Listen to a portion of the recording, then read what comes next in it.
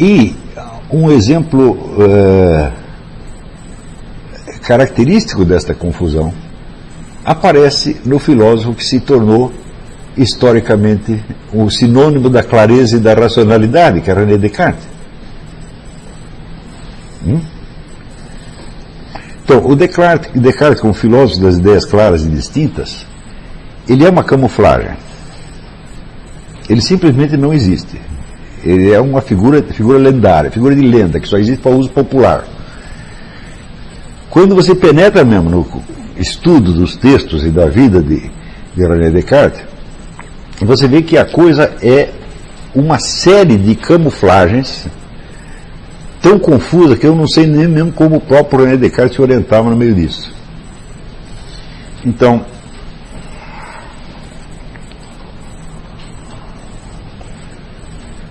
René Descartes conseguiu, por exemplo, o seguinte prodígio.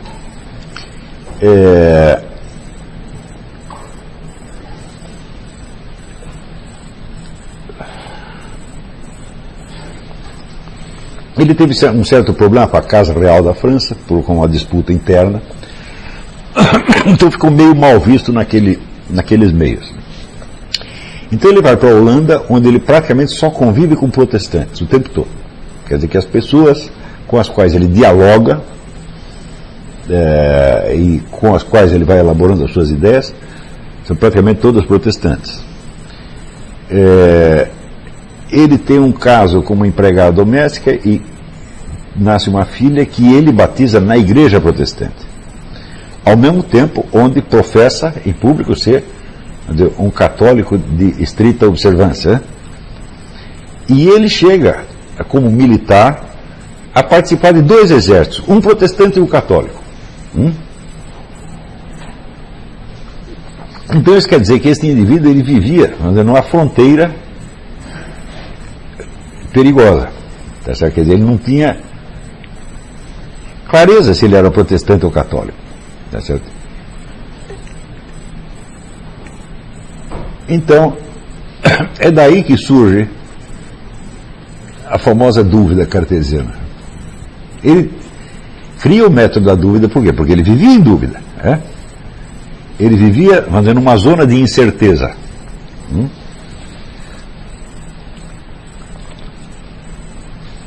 A incerteza real que ele tinha acrescenta-se ainda a necessidade de encobrir parte da sua identidade conforme o lugar onde ele estivesse. Ele tinha que parecer protestante entre os protestantes e católico entre os católicos. E daí se desenvolve aquele lema que ele diz: eu caminho mascarado. E o outro lema: quem bem se escondeu, bem viveu. Então, se o cara adota esses 2 lemas, então é óbvio que nenhuma palavra do que ele escreve expressa tudo o que ele pensa. Ele expressa um pedaço, conforme o que lhe convém no momento. Então, existe, por um lado, a dúvida real.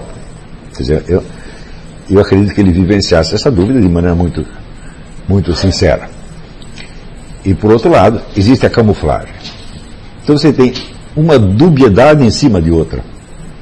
Você vê que esse cara não é fácil de você interpretar. E a insistência dele, quer dizer, na clareza e distinção das ideias, também é uma camuflagem, evidentemente. Então, bom, eu não vou me estender muito sobre Descartes, porque eu acabo de escrever um livro que vai ser publicado sobre isso aí. Mas a tese fundamental do livro é o seguinte: em geral, os intérpretes de Descartes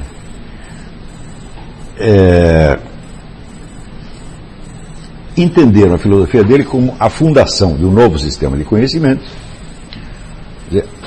a partir da busca de uma certeza fundamental, e essa certeza é a do eu pensante. Quer dizer, eu posso duvidar de tudo, mas não posso duvidar de que estou duvidando, portanto, o meu pensamento é, vamos dizer, o pino é o eixo em torno do qual gira todo o conhecimento. E daí, a partir desse fundamento, segue-se a criação de todo um novo sistema das ciências.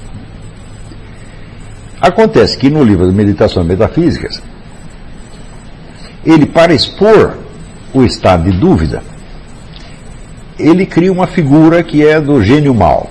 Ele diz, vamos supor que todas as sensações que eu tenho, que tudo que eu perceba, será tudo invenção de um gênio mau que decidiu me enganar, me fazer de trouxa.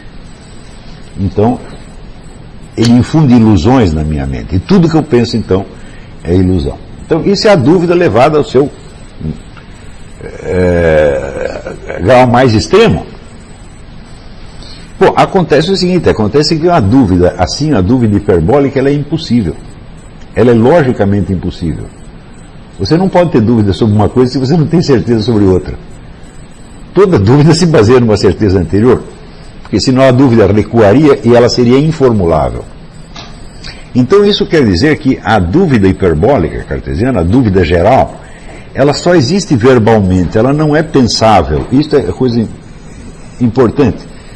As pessoas realmente leem aquilo e acreditam que, não, ele, de fato, ele fez essa experiência da dúvida geral, se colocou em dúvida sobre tudo, sobre todas as coisas, e saiu procurando, então, a certeza no coração da dúvida mesmo, né?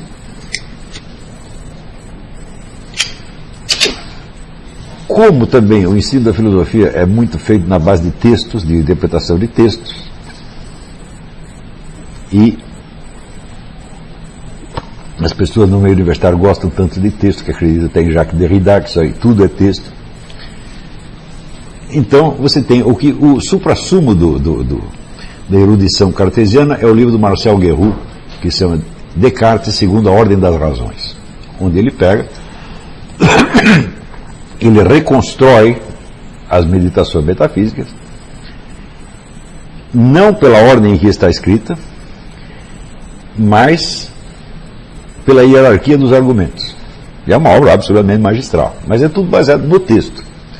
Eu digo, muito bem, mas acontece que antes de Descartes fazer o texto, isso é importante, ele pensou, o texto não surge sozinho, e ele declara textualmente que o que ele vai explicar nas meditações não é uma simples hipótese filosófica, mas uma experiência real que ele viveu. Então eu, quando li isso, mais de 40 anos atrás, eu disse, uai, mas se é uma experiência real, então ele está pedindo que nós repitamos a mesma experiência.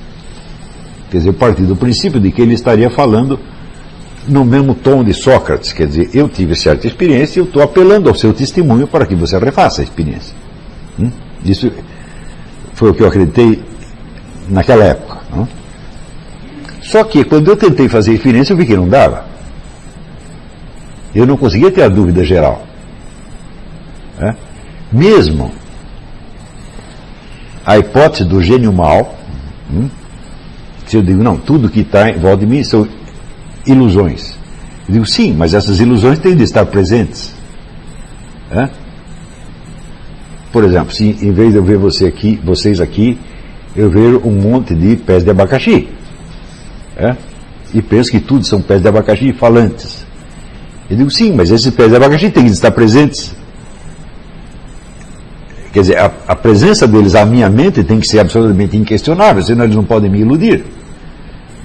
Então eu digo, a dúvida hiperbólica não existe. Ela é impossível. Tentem. E vocês verão que toda dúvida que você gera sobre alguma coisa se baseia numa crença total que você tem em outra. Né? Porque, quer dizer, afinal de contas, eu estou vendo pés de abacaxi falantes ou não?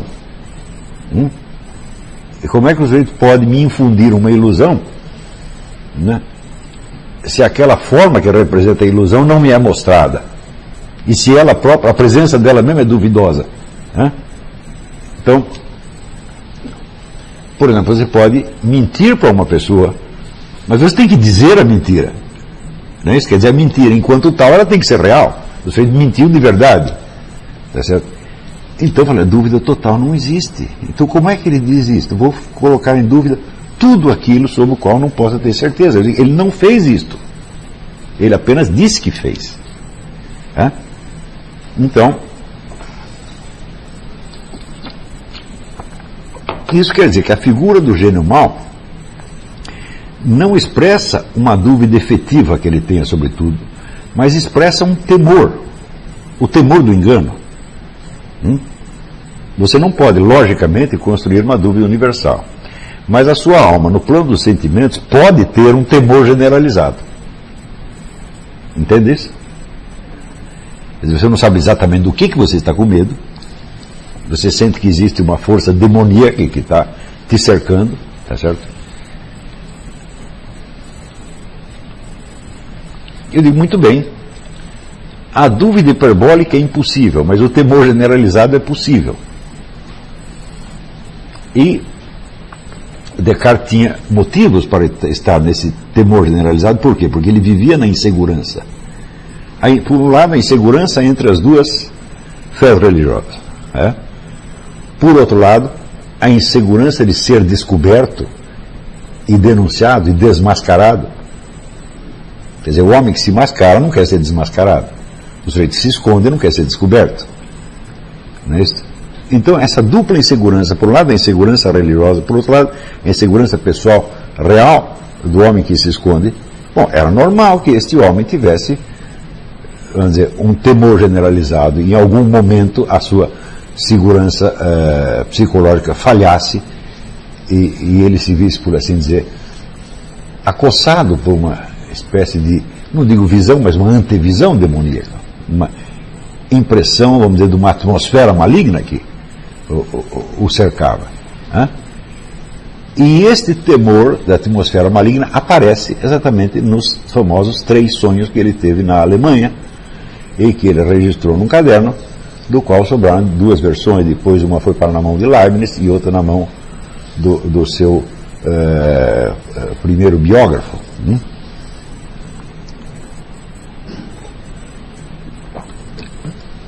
Também na narrativa que ele oferece dos 3 sonhos, ele oferece a narrativa e ele próprio interpreta. Eu noto que a interpretação que ele dá para os sonhos não tem nada a ver com os sonhos. Não, é totalmente deslocado. Por exemplo, ele diz que no primeiro sonho tem um vento, onde ele sente uma força maligna, e este vento o está empurrando para dentro da igreja, para ele rezar dentro da igreja. Fala, mas que raio de influência maligna é essa que manda você fazer a coisa mais inocente do mundo, que é você entrar na igreja e rezar? Não é possível, tem alguma coisa errada aí. E daí ele quando está sendo impelido na direção da igreja, ele vê uma pessoa que ele esqueceu de cumprimentar. Então ele volta para cumprimentar a pessoa. Então eu digo, olha, isso quer dizer que a sua obrigação de católica de ir lá rezar, ela é menos importante do que a de cumprimentar a pessoa. Então você tem o respeito humano, se sobrepôs aí ao seu dever religioso, o qual você interpreta como algo que está sendo imposto para você por uma força demoníaca e não pelo próprio Deus. Quer dizer, a força demoníaca te impele à igreja, tá certo? E depois existe um elemento benéfico que te desvia da igreja para cumprimentar uma pessoa. Parece que a interpretação está invertida. É isso? E assim por diante. Então, a minha tese nesse livro é a seguinte: o gênio mau não é uma figura de linguagem que ele inventou apenas para expressar literariamente a dúvida hiperbólica. O gênio mau é o problema. E esse problema, que ele interpreta como dúvida hiperbólica, não é uma dúvida hiperbólica, porque a dúvida hiperbólica é impossível, mas é um temor generalizado, é o temor do demônio. Não é isso? E a esse temor do demônio, ele responde com uma argumentação filosófica, toda furada, na verdade. É como se você quisesse, daí eu me lembrei da sequência do Inferno de Dante, quando Dante se encontra com o diabo, e o diabo demonstra para ele uma destreza lógica extraordinária, e o Dante fica assustado, e o diabo pergunta para ele, você não sabia que eu também era lógico, né? Então eu falei, mas essa é a situação do Descartes. Ele está querendo enfrentar o demônio na base da discussão. Então, e com base nisso, ele cria o quê? Uma reforma inteira do conhecimento. Reforma inteira, cuja base, vamos dizer, é uma impressão difusa, camuflada em dúvida filosófica. Então você vê que o elemento, vamos dizer, de engano e de camuflagem que se introduz nessa época da história é uma coisa que ainda não foi investigada a fundo. Mas em toda parte onde você procura entender o que se passou na época, você vê esse elemento, vamos dizer, da mentira, da camuflagem, do interesse oculto e a criação, vamos dizer, de mitos populares, né? Como Descartes como filósofo da clareza, ou Newton como se fosse, vamos dizer, um físico moderno, entendeu? Então, é claro que aí, quando nós usamos a palavra filosofia, fala, opa, peraí, a filosofia aí se misturou com outras coisas, né? E não é possível você estudar a história da filosofia só pela evolução dos debates, né? Porque a situação de discurso, que era muito clara no tempo de Sócrates, Platão, Aristóteles, e ainda era clara no tempo da Universidade Medieval, quer dizer, você sabia o que aquelas pessoas estavam querendo, tá certo? Então, só resta compreender o conteúdo do discurso, porque a situação não é um problema. De repente, a situação de discurso começa a ser um problema. Então, neste período, já não se pode fazer uma coisa que se chama história da filosofia. Aí se requer realmente uma sociologia da filosofia. Está entendendo? Quer dizer que sem um estudo sociológico, tá certo? Dos vários interesses em jogo, dos grupos de pressão e dos sistemas de camuflagem, tá certo? Não se vai entender nada desse período. Isso não quer dizer que eu entenda esse período, porque o que eu coloquei nesse livro sobre Descartes, o que eu expliquei aqui ou ali, numa aula ou outra, é muito pouco. Na verdade, se você pensar assim, vamos dizer, a história da camuflagem nas origens da modernidade, isto é um tema para muitos historiadores, e que isto mal começou a ser arranhado. Por exemplo, vamos dizer, a própria história da influência cabalística, esotérica, etc., neste período, vamos dizer que ela começa a despertar entre os historiadores na década de 40 do século passado. Quer dizer, decorridos 3 séculos. Aparece, por exemplo, nos livros da Frances Yates, você conhece né, o Iluminismo Rosa Cruz e outros, né? Como é? Sim. Este estudo, por sua vez, começa porque havia um milionário chamado Warburg, que percorreu tudo quanto era castelo, mosteiro, museu, comprou tudo quanto era manuscrito esotérico dessa época e juntou num instituto chamado Warburg, e daí contratou centenas de historiadores para começar a decifrar aquilo lá. Sendo que o próprio Warburg também está, a família Warburg também está metida em 1001 camuflagens. Então, bom, nós temos que fazer. Warburg, W-A-R-B-U-R-G. É a família que tem na Alemanha e nos Estados Unidos.